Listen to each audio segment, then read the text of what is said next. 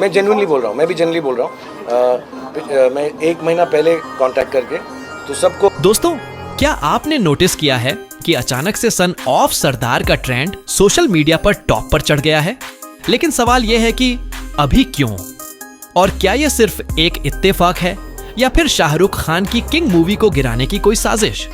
बॉलीवुड की दुनिया सिर्फ फिल्मों और मनोरंजन तक सीमित नहीं है। यहाँ राजनीति और दुश्मनी भी उतनी ही मजबूती से चलती है।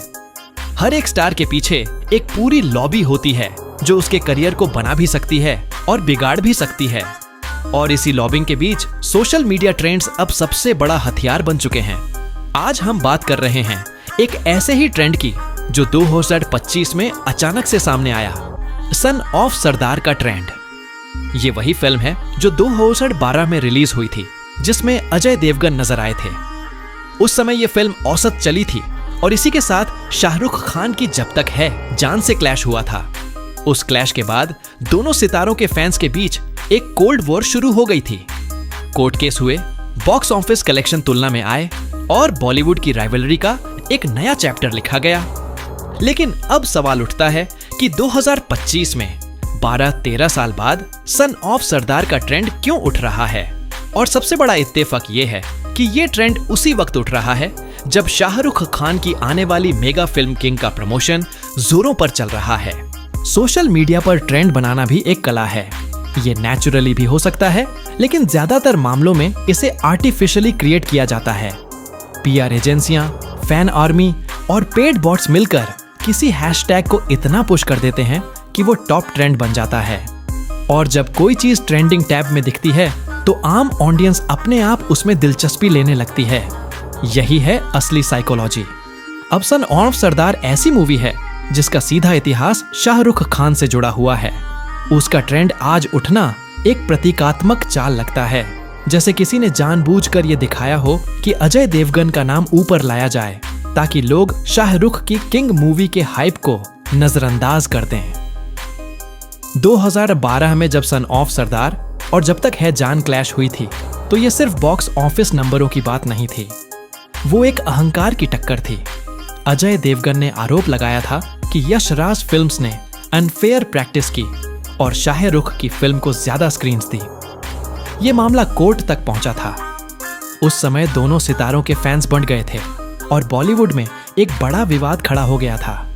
तब से लेकर आज तक अजय देवगन और शाहरुख खान के बीच एक साइलेंट राइवलरी चलती रही है। दोनों कभी सीधे सीधे एक दूसरे पर टिप्पणी नहीं करते, लेकिन फैंस और मीडिया हमेशा इस राइवलरी को जिंदा रखते हैं। अब जब किंग जैसी बड़ी फिल्म का हाइप बन रहा है, उसी दौरान सन ऑफ सरदार का ट्रेंड उठना फैंस के दिमाग में वही पुराना क्लैश जिंदा कर रहा है। मतलब उनका ध्यान किंग से हटकर एक पुरानी राइवलरी पर चला गया है। मुंबई में कुछ बड़ी पीआर एजेंसियां हैं जो किसी भी स्टार की इमेज बनाने और बिगाड़ने में माहिर हैं। और ये एजेंसियां स्टार्स के विरोधियों को नीचा दिखाने के लिए स्ट्रेटेजी बनाती हैं। कोई पुराना प्रोजेक्ट ट्रेंड कराना, मीम्स बनवाना या फैंस के बीच युद्ध छेड़ना, ये सब उनके हथियार हैं। इस केस में भी ठीक वही लगता है। अजय देवगन के फैन क्लब मजबूत हैं, लेकिन सन ऑफ सरदार जैसी पुरानी फिल्म बिना किसी बड़े पुश के इतने बड़े स्तर पर ट्रेंड नहीं कर सकती। इसका मतलब या तो बड़ा निवेश हुआ है या फिर कोई राइवल कैंप इस खेल को चला रहा है। और टाइमिंग देखकर साफ लगता है कि टारगेट सीधे सीधे शाहरुख की किंग मूवी है। फैंस की भी एक मनोविज्ञान होती है। जब उन्हें कोई पुरानी चीज ट्रेंडिंग में दिखती है तो वे जिज्ञासा के चक्कर में उसमें शामिल हो जाते हैं। और यही एंगेजमेंट सोशल मीडिया का सबसे बड़ा हथियार है। जब किसी टॉपिक पर ज्यादा ट्वीट्स, लाइक्स और कमेंट्स आते हैं तो वो और भी ऊपर ट्रेंड करता है। इस समय जो फैंस किंग मूवी के लिए उत्साह पैदा कर रहे थे, उनका ध्यान सन ऑफ सरदार की तरफ खिंच गया। मतलब शाहरुख के प्रोजेक्ट का नेचुरल ऑर्गेनिक हाइप धीमा पड़ गया। और यही है राइवल्स की स्ट्रेटेजी। आपका हाइप तोड़ना बिना सीधे आप पर हमला किए। किंग कोई साधारण फिल्म नहीं है। ये शाहरुख खान के करियर के सबसे महत्वाकांक्षी प्रोजेक्ट्स में से एक है। एक तरफ ये उनके production house red chillies entertainment की प्रतिष्ठा का सवाल है और दूसरी तरफ उनकी बेटी सुहाना खान का भी अहम रोल है। मतलब ये फिल्म एक पारिवारिक विरासत का प्रोजेक्ट है। अगर किंग मूवी ब्लॉकबस्टर होती है तो शाहरुख की डोमिनेंस एक नए स्तर पर पहुंच जाएगी। वो सिर्फ एक स्टार नहीं बल्कि इंडस्ट्री के ट्रेंड सेटर बन जाएंगे। और ये बात उनके विरोधियों के लिए स्वीकार करना मुश्किल है।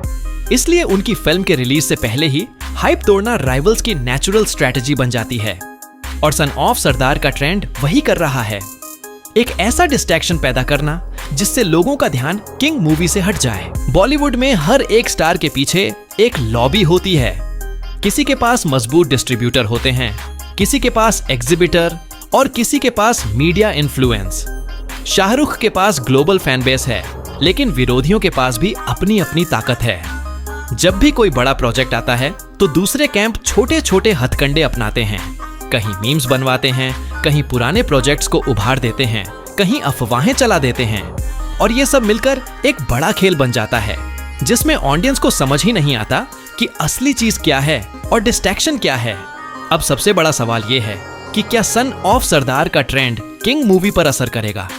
तो भाई शॉर्ट टर्म में तो इसका जवाब है हाँ, क्योंकि जब कोई पुरानी कंट्रोवर्सी दोबारा जिंदा होती है तो ऑडियंस का ध्यान बढ़ जाता है। लेकिन लॉन्ग टर्म में शाहरुख का फैन बेस इतना मजबूत है कि वो अपने प्रोजेक्ट को दोबारा ऊपर ले आता है। लेकिन इतना तो साफ है कि विरोधी चाहते हैं कि किंग के रिलीज से पहले उसके हाइप को तोड़ दिया जाए। और सन ऑफ सरदार का ट्रेंड इस बात का संकेत है कि मनोवैज्ञानिक युद्ध शुरू हो चुका है। सोचिए दोस्तों, क्या यह सिर्फ एक इत्तेफाक है कि सन ऑफ सरदार ट्रेंड कर रहा है जब किंग मूवी के प्रमोशंस पीक पर हैं, या फिर ये पूरी प्लानिंग है जो शाहरुख के हाइप को तोड़ने के लिए की गई है? बॉलीवुड में इत्तेफाक कम और प्लानिंग ज्यादा होती है, और असली खेल शायद अभी शुरू भी नहीं हुआ। आपको क्या लगता है, ये सिर्फ इत्तेफाक है या किंग मूवी को गिराने की साजिश? दोस्तों, अपनी राय कमेंट्स में जरूर लिखें। और अगर आप शाहरुख और किंग मूवी के सच्चे फैन हैं तो इस वीडियो को शेयर करके सच सबके सामने जरूर लाओ।